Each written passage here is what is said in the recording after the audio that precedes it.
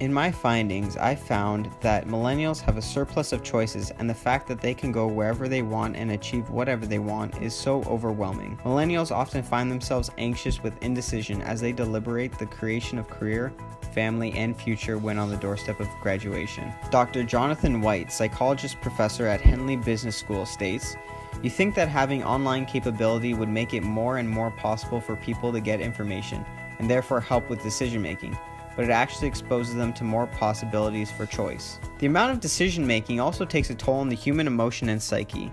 With all the decisions a person has to go through, they face decision fatigue, where their emotion will deteriorate from all the decisions. Here we have an extreme example of a user in the year 2037 who has to make a big life decision. Daniel lives in a studio apartment in downtown Toronto and just got let go from another job and doesn't know what to do. He calls his parents to ask them for advice, and they tell him that there are so many options out there. He should just go and look for another job. In my research, I found that the majority of millennials will go to their parents when faced with a big life decision. Daniel is not sure if he will be able to afford to live downtown anymore, and is afraid of the rejection that might come with applying to jobs, so he puts it off for a bit. In Psychology Today, I found that the fear of making the wrong decision and suffering the consequences or remorse hinders some people. He then talks to his friends, asking for advice of what to do. They tell Daniel that he should check online for places that are hiring, but Daniel doesn't want any random job. He wants one that will be enjoyable to him. An article in The Atlantic found that 57% of millennials wanted a job that they found gratifying. Daniel's parents call him and tell him to apply to all of them. It is important to get a job.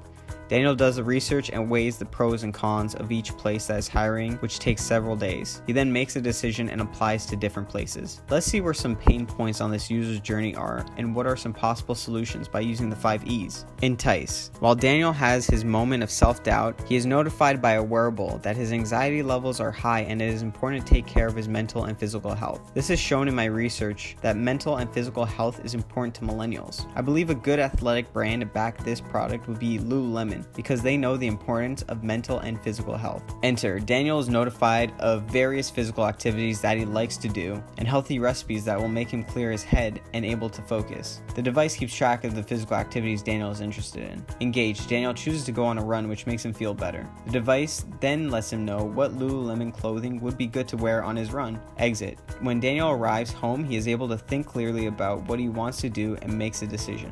Extend. Daniel feels good mentally and emotionally about his decision and is glad the device reminded him to think about his mental and physical health. This product would affect the healthcare system, as more people would be taking care of their own mental and physical health. It would also affect how people socialize because they will be less stressed, therefore have better relationships with others. The economic effects of everyone buying more fitness products would be increase in sales and increased production of goods. As of right now, wearables are really popular. There are products like the Apple Watch and the Fitbit that people use to track their fitness. Another pain point on the user journey is when Daniel is making a list of pros and cons. Entice.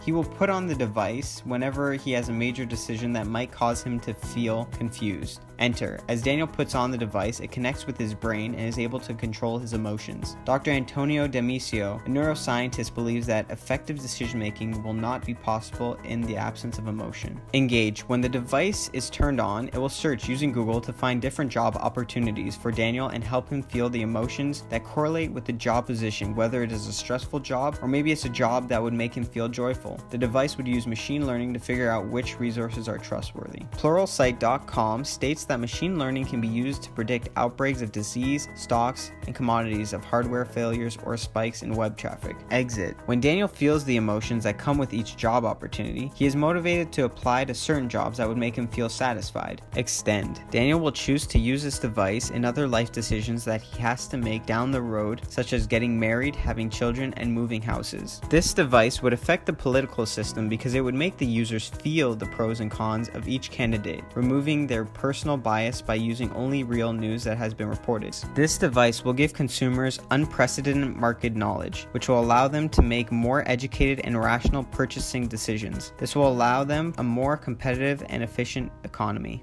It can also help acquaintances decide what to do and where to go to hang out. In an article published by Vice, they mention how researchers at the Washington University School of Medicine, University of Illinois, and University of Colorado Boulder have created a brain implant as small as a the human hair that can alter a subject's brain chemistry through wireless remote control. Also, Facebook's news feed already uses machine learning to personalize each member's feed.